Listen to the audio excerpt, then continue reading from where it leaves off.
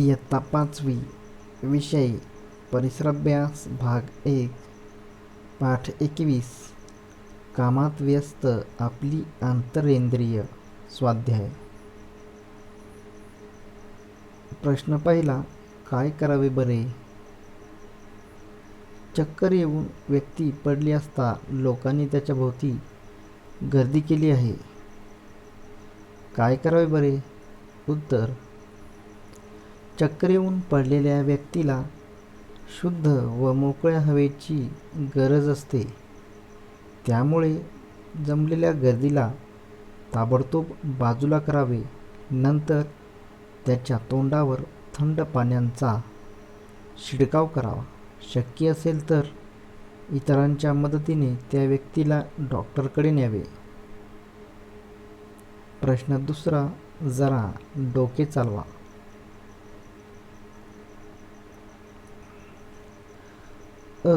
भरभर जेवताना जोराचा ठसका का लागतो? उत्तर, आपल्या शरीरात अन्ननलिका आणि श्वासनलिका यांची सुरुवातीची टोके एकमेकांजवळ आहेत. त्या दोघांमध्ये एक झडप आहे.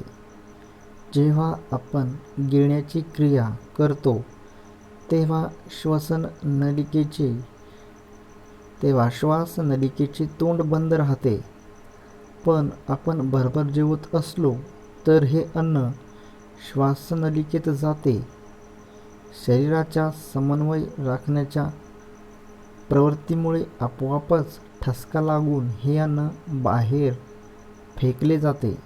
अशा रीतीने ठसका ही सुरक्षित राहण्यासाठी होणारी क्रिया भरभर जेवताना होऊ शकते. श्वासावाटे शरीरात येणाऱ्या हवेचे शुद्धीकरण कसे होते? उत्तर, श्वसनेंद्रियांच्या आतल्या त्वचेवर अतिशय बारीक व सूक्ष्म लव असते. यात हवेतील धुळीसारखे मोठे कण अडकतात. ही गाळलेली हवा आत जाते. आतल्या स्तरावर चिकट व बुळबुळीत श्लेष्म असते.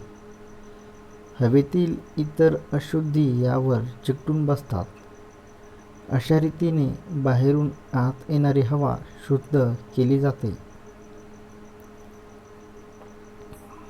प्रश्न तिसरा, खालील रिकाम्या जागी योग्य तो शब्द भरा. टिंबटिंब वायू शरीराच्या सर्व भागांपर्यंत पोहोचवला जातो. उत्तर, ऑक्सिजन. ऑक्सिजन वायू शरीराच्या सर्व भागांपर्यंत पोहोचवला जातो. जठर हे टिंबटिंब सारखे इंद्रिय असते. उत्तर, पिशवी. जठर हे पिशवीसारखे इंद्रिय असते. प्रश्न चौथा, जोड्या लावा. अ गट ब गट. अ गट आहे फुफ्फुसे, 2 जठर, 3 हृदय, 4 मेंदू. ब गट रक्ताभिसरण, श्वसन संस्था, ई चेतासंस्था, ई पचन संस्था. उत्तर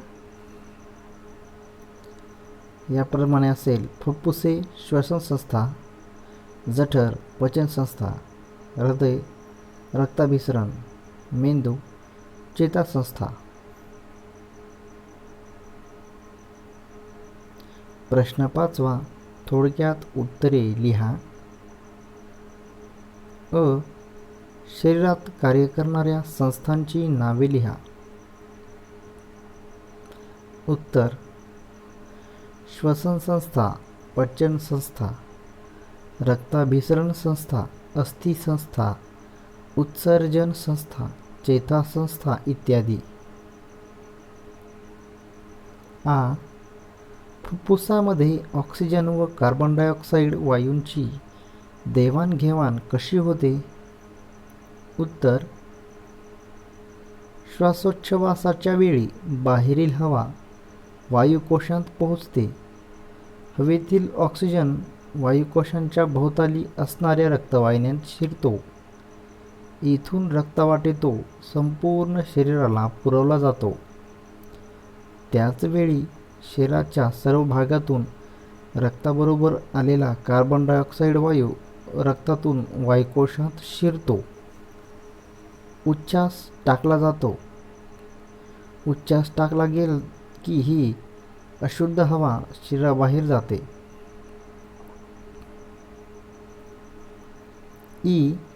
लाळ हा द्राव पाचकरस का आहे? उत्तर: लाळेमध्ये टायलिन नावाचा पाचक रस असतो. या रसामुळे पिष्टमय पदार्थांचे ग्लुकोजमध्ये रूपांतर होते. त्यामुळे अन्नाचे पचन होण्यास मदत होते. म्हणून लाळ हा द्रव पाचक रस आहे. प्रश्न 6.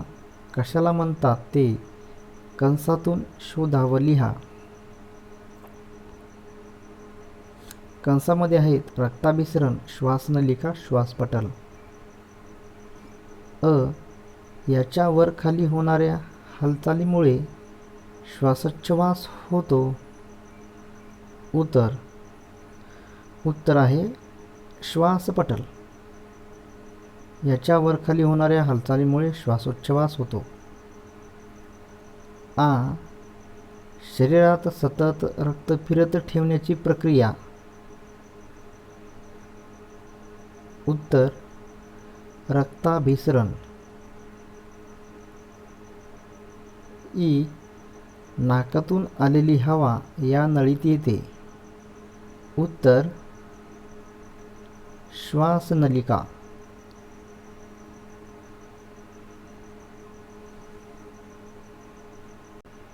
पाठ 22 वाढ आणि व्यक्तिमत्व विकास. स्वाध्याय. प्रश्न पहिला. काय करावे बरे? कबीरला प्राणिशास्त्र विषयाचा प्राध्यापक व्हायचे आहे. त्यासाठी त्याने आत्तापासून काय तयारी करावी? उत्तर: कबीरला विज्ञान विषयात आवड असली पाहिजे. निरनिराळ्या पुस्तकातून, मासिकातून व चित्रमालिकांमधून प्राणी जगतातील माहिती कबीरने नियमितपणे मिळवली पाहिजे. प्राण्यांचे व पक्ष्यांचे निरीक्षण करण्यासाठी वेळ दिला पाहिजे. दीर्घकाळ अभ्यास करणे व चिकाटीने विषय समजावून घेणे या क्षमता आवश्यक आहेत. लहानपणापासूनच कबीरने अभ्यासाची आवड लावून घ्यायला पाहिजे. प्रश्न दुसरा. जरा डोके चालवा. सायकल चालवायला शिकण्यापूर्वी आपल्यात इतर कोणकोणती कौशल्ये विकसित झालेली असतात? उत्तर: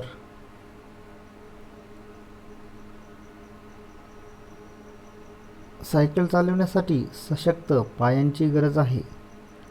हातांनी हँडल पकडून जेथे हवे तेथे वळवण्यासाठी चपळपणा हवा. डोळे सतत सावधानता बाळगून सायकल पुढे न्यायला मदत करतात. आजूबाजूच्या वाहनांची व माणसांची नोंद घेण्यासाठी मान त्वरित निरनिराळ्या दिशांत फिरवावी लागते. त्यामुळे हात, पाय, मान व डोळे यांच्यात ही विविध कौशल्ये विकसित व्हावी लागतात.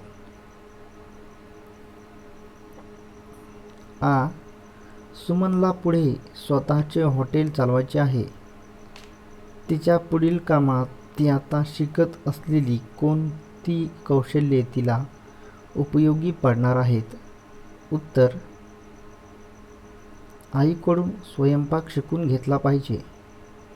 सर्वांशी जुळवून घेऊन एकत्रितरित्या काम करण्याची क्षमता सुमनला आत्मसात करावी लागेल. उद्योगशीलता, क्षमता व चिकाटी ही कौशल्ये सुमनला मोठेपणी उपयोगी पडणार आहेत. प्रश्न तिसरा. पुढील प्रश्नांची उत्तरे लिहा. अ. आनुवंशिकता म्हणजे काय? उत्तर.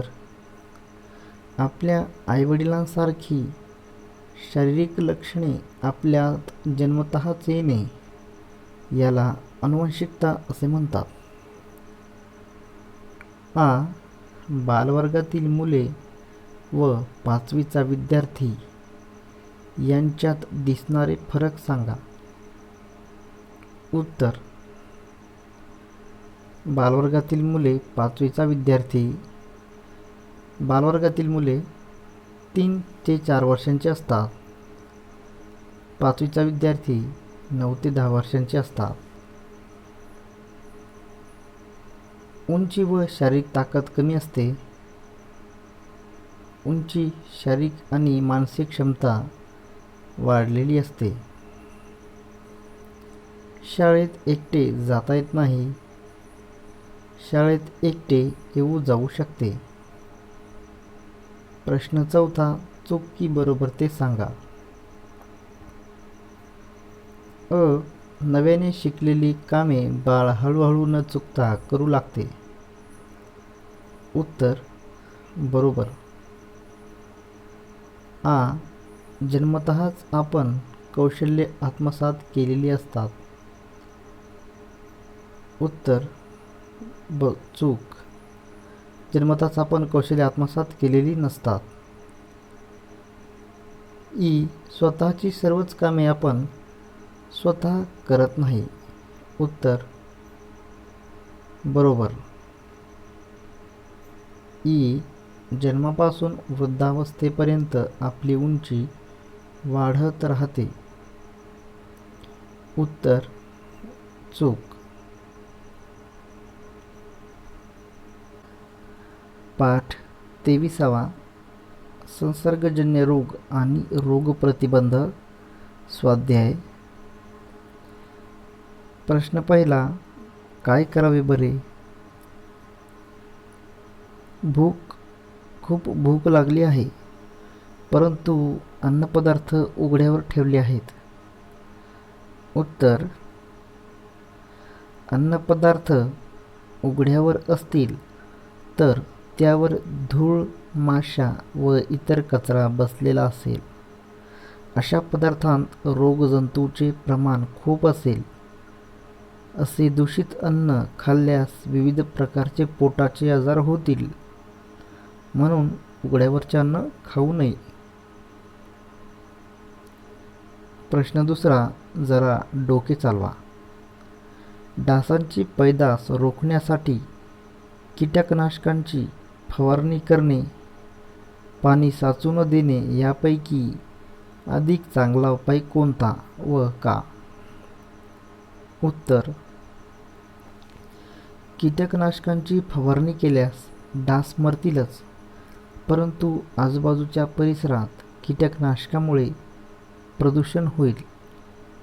पाणी साचले नाही तर डासांची पैदासाची समस्या निर्माण होणार नाही. म्हणून डासांची पैदास रोखण्यासाठी कीटकनाशकांची फवारणी करण्यापेक्षा पाणी साचू न देणे हा अधिक चांगला उपाय आहे.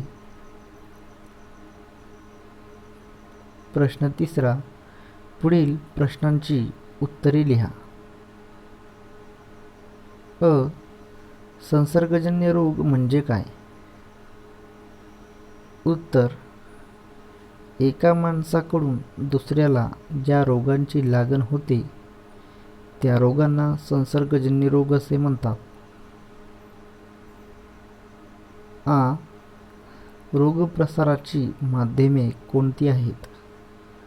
उत्तर. दूषित हवा, पाणी, अन्न ही रोगप्रसाराची माध्यमे आहेत. डास, पिसवा व माशा यांसारखे कीटकही रोगप्रसार करतात. अस्वच्छ कपडे व वस्तूही रोगप्रसार करू शकतात. ई. रोगाची साथ येते तेव्हा काय होते? उत्तर. एकाच ठिकाणच्या अनेक लोकांना एकाच वेळी संसर्ग होतो लोक बाधित होतात. ई. लसीकरण म्हणजे काय? उत्तर: शरीरामध्ये रोगप्रतिकारक क्षमता विकसित करण्यासाठी इंजेक्शनद्वारे किंवा तोंडावाटे ज्या लसी देण्यात येते त्यास लसीकरण असे म्हणतात. उ. नवजात बालकाला देण्यात येणाऱ्या लसींची यादी करा. उत्तर: क्षय प्रतिबंधक लस. 2. त्रिगुणी लस, यात घटसर्प, डांग्या खोकला व धनुर्वात या रोगांच्या प्रतिबंधक लसी असतात. 3. पोलिओ प्रतिबंधक लस. प्रश्न 4. पुढील विधाने बरोबर की चूक ते लिहा. अ. आतड्याच्या रोगांचा प्रसार हवेतून होतो. उत्तर: चूक. आ. काही रोग दैवी प्रकोपामुळे होतात. उत्तर: चूक. प्रश्न 5. पुढे काही रोग दिले आहेत. त्यांचे अन्नातून प्रसार, पाण्यातून प्रसार आणि हवेतून प्रसार असे वर्गीकरण करा. रोग दिलेले आहेत: मलेरिया, टायफॉइड, कॉलरा, क्षय, कावीळ, गॅस्ट्रो, हगवण व घटसर्प. उत्तर: हवेतून प्रसार होणारे रोग आहेत क्षय, घटसर्प. अन्नातून प्रसार होणारे रोग आहेत टायफॉइड, कॉलरा, गॅस्ट्रो, हगवण, कावीळ. पाण्यातून प्रसार होणारे रोग आहेत कॉलरा, टायफॉइड, हगवण, कावीळ. प्रश्न 6. कारणे द्या. अ. गावात कॉलराची साथ पसरली असता पाणी उकळून प्यावे. उत्तर: कारण कॉलरा या रोगाचे जंतू रोग्याच्या विष्ठेमार्फत पाण्यामध्ये पसरले जातात. असे पाणी प्यायल्यामुळे कॉलराचा प्रसार होतो. गावाच्या सामायिक स्रोताचे पाणी जर कॉलऱ्याच्या रोगजंतूंशी दूषित झाले तर कॉलऱ्याची साथ पसरते. अशावेळी पाणी उकळून प्यायल्याने त्यातील रोगजंतू नाश पावतात व आपले आरोग्य धोक्यात येत नाही. म्हणून गावात कॉलराची साथ पसरली असता पाणी उकळूनच प्यावे. आ. परिसरात पाण्याची डबकी होऊ देऊ नयेत. उत्तर: पाण्याच्या डबक्यात डासांची पैदास होते. हिवताप या रोगाचे जंतू डास चावल्यामुळे रोगी माणसाच्या शरीरातून निरोगी माणसाच्या शरीरात पसरवले जातात. डासांची पैदास रोखली की हिवताप व डेंग्यू यासारख्या आजारांवर नियंत्रण करता येते. म्हणून परिसरात पाण्याची डबकी होऊ देऊ नयेत.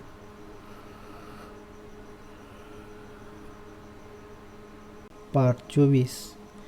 पदार्थ, वस्तू आणि ऊर्जा स्वाध्याय. प्रश्न 1. काय करावे बरे? पाहुण्यांसाठी पटकन सरबत करायचे आहे. घरात केवळ खडीसाखर आहे.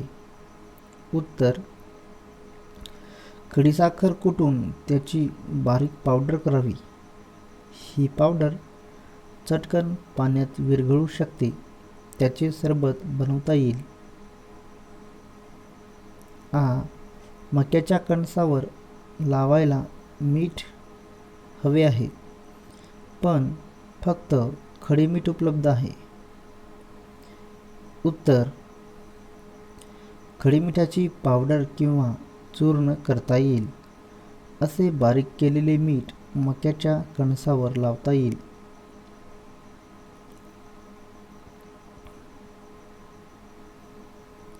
प्रश्न 2. जरा डोके चालवा. अ. कापराच्या वड्यांचा आकार हळूहळू कमी होताना का दिसतो?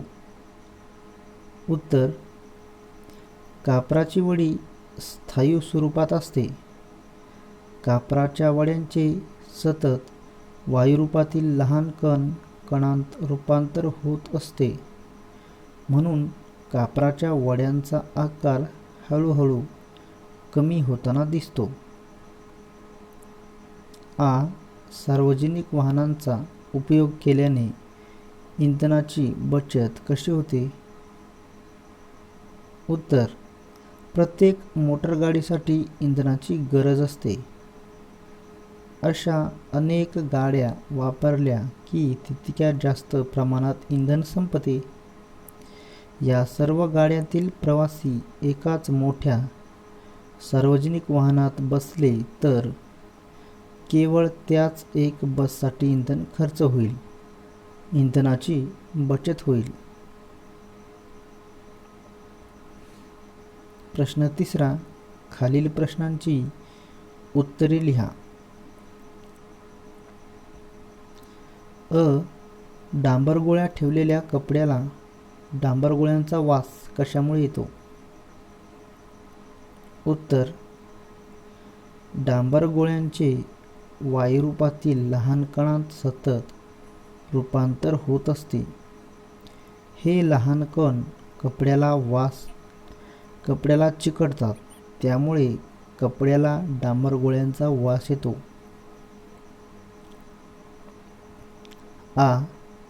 निसर्गात पाणी कोणकोणत्या अवस्थांमध्ये आढळते? उत्तर: निसर्गात पाणी स्थायू, द्रव आणि वायू या अवस्थांमध्ये आढळते. पदार्थांची स्थायू, द्रव, वायू ही अवस्था कशावरून ठरते? उत्तर: पदार्थांत असणाऱ्या कणांच्या मांडणीवरून त्यांच्या अवस्था ठरतात. ऊर्जा कशाला म्हणतात?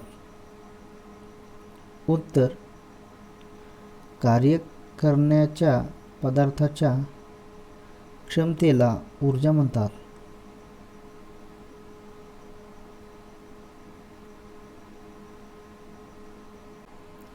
पाठ 25. सामाजिक आरोग्य स्वाध्याय. प्रश्न पहिला. रिकाम्या जागी योग्य शब्द भरा. निरामयतेने आपल्यातील टिंबटिंब भावना वाढते. उत्तर: मित्रत्वाची. निरामयतेने आपल्यातील मित्रत्वाची भावना वाढते. तंबाखू सतत पोटात जात राहिल्याने टिंबटिंबमध्येही कर्करोग होऊ शकतो. उत्तर: अन्ननलिकेमध्ये. तंबाखू सतत पोटात जात राहिल्याने अन्ननलिकेमध्येही कर्करोग होऊ शकतो. अति टिंबटिंबमुळे यकृताचे, आतड्याचे तसेच मूत्राशयाचे रोग होतात. उत्तर: मद्यपानामुळे. अति मद्यपानामुळे यकृताचे, आतड्याचे तसेच मूत्राशयाचे रोग होतात. देशाची प्रगती आणि विकास यातील सर्वात महत्त्वाचा घटक म्हणजे त्या देशातील टिंबटिंब. उत्तर: लोक. देशाची प्रगती आणि विकास यातील सर्वात महत्त्वाचा घटक म्हणजे त्या देशातील लोक. व्यक्तिगत आरोग्य व सवयीतून आपल्याला समाजाचे टिंबटिंब व सार्वजनिक टिंबटिंब प्राप्त करता येते. उत्तर: आरोग्य, स्वच्छता. व्यक्तिगत आरोग्य व सवयीतून आपल्याला समाजाचे आरोग्य व सार्वजनिक स्वच्छता प्राप्त करता येते. प्रश्न दुसरा. खालील वाक्य चूक की बरोबर ते सांगा. चुकीचे विधान दुरुस्त करून लिहा.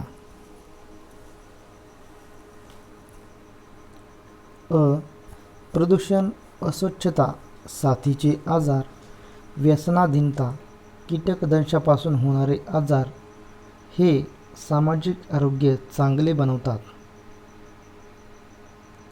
उत्तर हे विधान चूक आहे.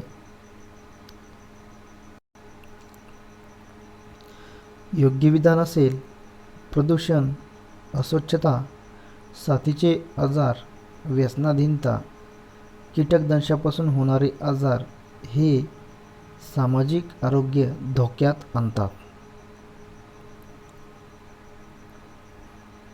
आ. सार्वजनिक ठिकाणी थुंकण्यास कायद्याने मनाई केली आहे. उत्तर बरोबर. ई.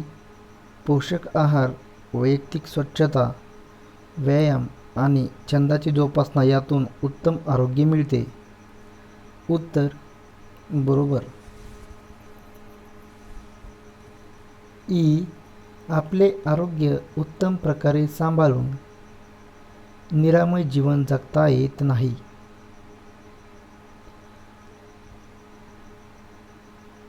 उत्तर चूक. आपले आरोग्य उत्तम प्रकारे सांभाळून निरामय जीवन जगता येते. प्रश्न 3. खालील प्रश्नांची उत्तरे लिहा. अ. उत्तम आरोग्य कसे मिळवता येते? उत्तर पोषक आहार, स्वच्छता, व्यायाम आणि छंदांची जोपासना यातून उत्तम आरोग्य मिळवता येते. आ. सामाजिक आरोग्य धोक्यात आणणारे घटक कोणते? उत्तर स्वच्छतेच्या सवयींबाबतचा बेफिकिरीपणा, व्यसनाधीनता, प्रदूषण, कुपोषण इत्यादी कारणामुळे सामाजिक आरोग्य धोक्यात येते. ई. तंबाखू खाण्याचे घातक परिणाम कोणते? उत्तर तंबाखू सेवनाने तोंडात मोठ्या जखमा होऊन नंतर गाठी होतात. तोंडामध्ये कर्करोगाचा त्रास सुरू होतो. तंबाखू पोटात गेली तर अन्ननलिकेचाही कर्करोग होतो. पोटाच्या इतर तक्रारी देखील सुरू होतात. कर्करोगाच्या औषधांचाही त्रास होतो. ई. मद्यपानाचे घातक परिणाम कोणते?